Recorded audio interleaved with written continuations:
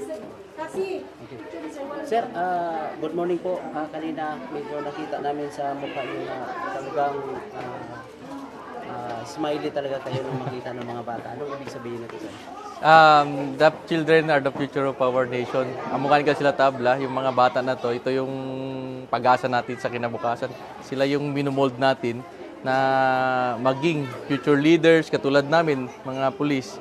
Malay natin, isas dito sa atin, magiging mayor, magiging pulis, maging vice mayor, kongresista, at saka mga ibang mga professions pa.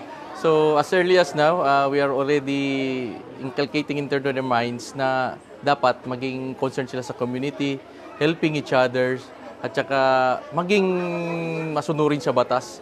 Kaya nandito kami, PNP officers, to guide them, tulungan din sila kung meron silang mga problema or yung mga ano bang mga nararanasan nila dito.